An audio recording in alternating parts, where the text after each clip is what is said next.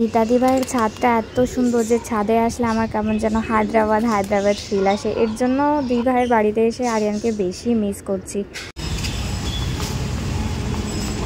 Video হচ্ছে, photo না।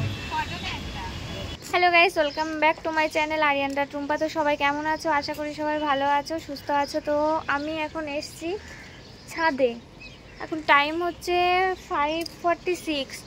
তো ছাদে এসেছিলাম, একটু এডিটটা করার জন্য এসেছিলাম। নিচে আওয়াজ হচ্ছিল, তার জন্য ছাদে চলে এসেছিলাম। তো আমার এডিটটা কমপ্লিট হয়ে গেছে, আর নিচে যাব এখন, কারণ অনেকটা টাইম হয়ে গেছে আর রোদ্দুরটা চলে আসছে, বেশিক্ষণ দাঁড়িয়ে থাকা যাবে না। আর ঠান্ডা ঠান্ডা হাওয়া দিচ্ছিল সকালবেলা, ভীষণ ভালো লাগছে। এখনও ঠান্ডা ঠান্ডা হাওয়া দিচ্ছে, খুব ভালো লাগছে। তো এখানে আরিয়ানের সাথে আমার ভিডিও শ্যুট করা আছে। রীতাদের বাড়িতে এসে আরিয়ানকে আরও বেশি মিস করছে। আমি জানি না কেন, সবসময় করি, বাট আজকে একটু বেশি। এখানে মানে অনেক শ্যুট আছে, মানে ছাদটায় আসলেই বেশি মনে পড়ছে। তো চলো একটু নিচে যাই, দেখি রীতাদি কী করছে। বাপরে দেখো এরা কী করছে, কিচির মিচির। বাট এদের আওয়াজটা শুনতে বেশ ভালো লাগে না? খুব ভালো লাগে আওয়াজগুলো শুনতে। শান্ত হয়ে গেছে, আমি এসে দাঁড়িয়েছি আর পুরো শান্ত হয়ে গেছে।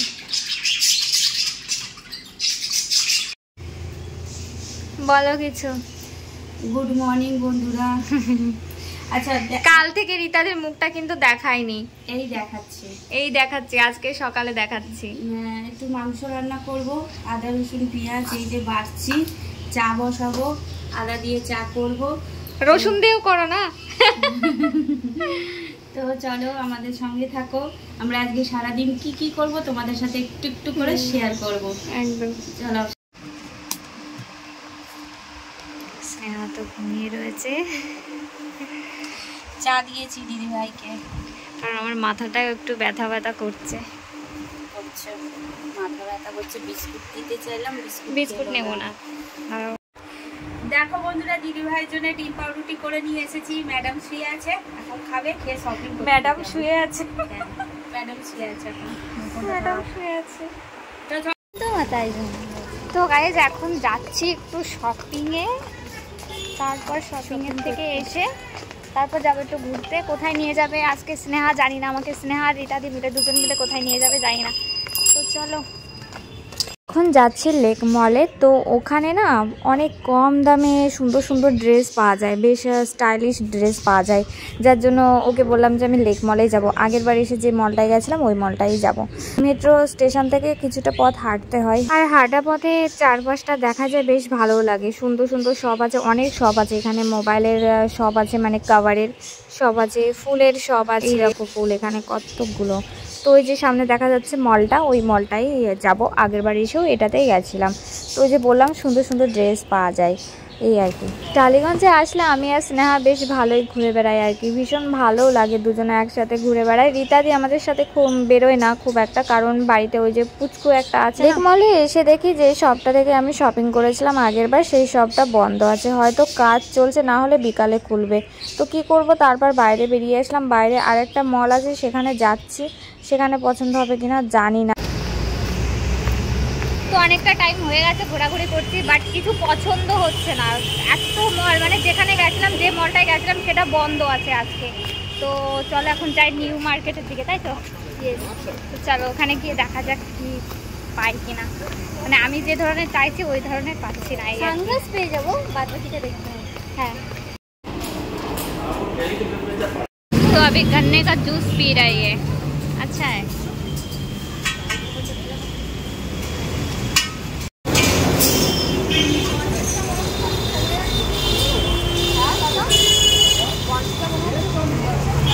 তো আমরা নিউ মার্কেট খুঁজে পাচ্ছি না, তাই তো? দোকান খুঁজে পাচ্ছি না।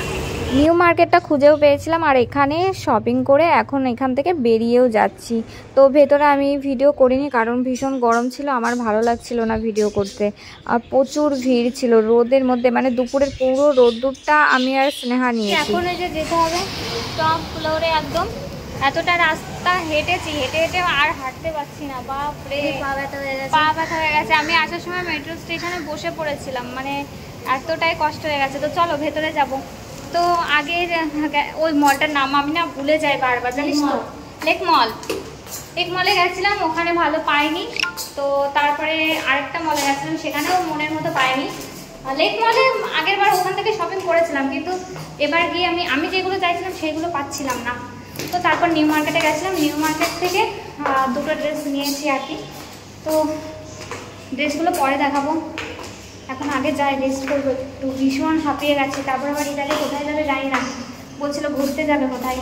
তো চলো, এই সিঁড়ি দিয়ে হাঁটতেই মানে দম বেরিয়ে যায়।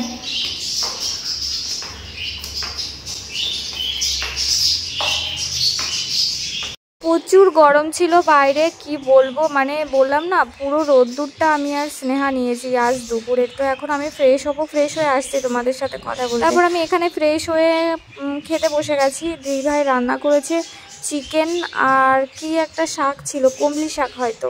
তো এটা খেয়ে একটু রেস্ট নিয়ে আবার আমাদেরকে বেরোতে হবে। কোথায় যাবে দিভাই এখনো বলেনি, ঠিক করিনি। 10-15 মিনিট পর্যন্ত একটু ঘুমিয়েছিলাম, তারপরে আবার উঠেছি। এই যে এই শ্যুটা আমি নিউ মার্কেট থেকে নিয়েছি, যে ড্রেসটা পরেছি এটাও নিউ মার্কেট থেকেই নিয়েছি। তো অনেকে আমাকে কমেন্ট করছো যে আরিয়ান দা ভাই যখন ছিল তখন তো তুমি এরকম ড্রেস পরতে না। তো যারা এই ধরনের কমেন্ট করছো তাদের চোখে হয়তো নেভা হয়েছে, কারণ আরিয়ান যখন ছিল তখনও আমি এই ধরনের ড্রেসই পরেছি। আমার পুরনো ভিডিওগুলো দেখলে হয়তো বুঝতে পারবে। আর এখনও পরি, আর কলকাতাতে আসলাম একটু পরি, বাড়িতে থাকলে খুব একটা পরা হয় না, কারণ আমাদের ওই জায়গাটা একটু অন্যরকম, তো সেটাই আর কি। আমরা এখন যাচ্ছি সাউথ সিটি মলে। তো ওখানে রীতাদি আমাদেরকে নিয়ে যাচ্ছে, বললো যে চলো সাউথ সিটি মলে যাব। তো এখান থেকে অটো ধরে আমরা সাউথ সিটি মলে সামনে পৌঁছেও গেছি। ভেতরে তো ক্যামেরা অ্যালাউ নেই, যেটুকু পেরেছি সেটুকু শ্যুট করছি। ক্যামেরা যে কেন অ্যালাউ করে না সেটাই আমি ভাবি আর কি। পূজা নামে একটা মেয়ে আমাকে কমেন্ট করেছে, পুরো নামটাও আমি জানি না, দেখিনি, খেয়াল করিনি, শুধু কমেন্টটাই জাস্ট পড়েছি, যে তিনি আমাকে বলছে সব কিছুই কি দেখাতে হয় ওয়াইটিতে, এগুলো দেখানোর কি আছে। তো তাকে আমি বলছি আমি ওয়াইটিতে এসেছি আমার প্রত্যেকটা আপডেট দেওয়ার জন্য, বাট হ্যাঁ পার্সোনাল আপডেট আমি দিতে পারবো না, সেটা দেওয়া ঠিকও না। সবারই একটা পার্সোনাল জিনিস বলে কিছু থাকে। তো তোমার এত ফাটছে কেন আমি জানি না, প্রত্যেকটা ভিডিওতেই ওই রকম নেগেটিভ কমেন্ট করে, কেন বলতে পারবো না। তারপর বলে আরিয়ানকে ভুলে গেছো। আরে বাবা, আরিয়ান কি ভুলে যাওয়ার জিনিস? মাঝে মাঝে মনে হয় আরিয়ান আমার হাজব্যান্ড না, তোমাদের হাজব্যান্ড ছিল।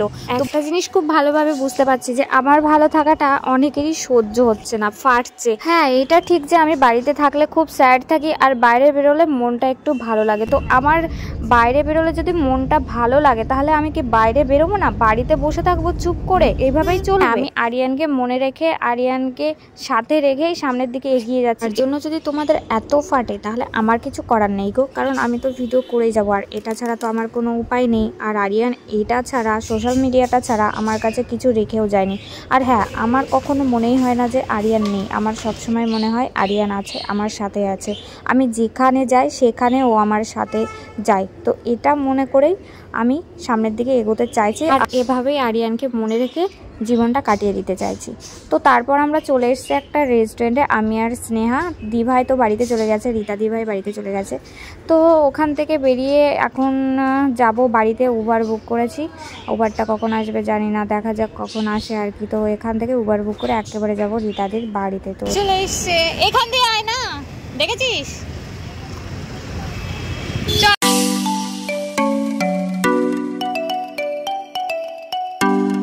আমরা এখন বাড়িতে চলে এসেছি, আর একটুখানি আছে বাকি।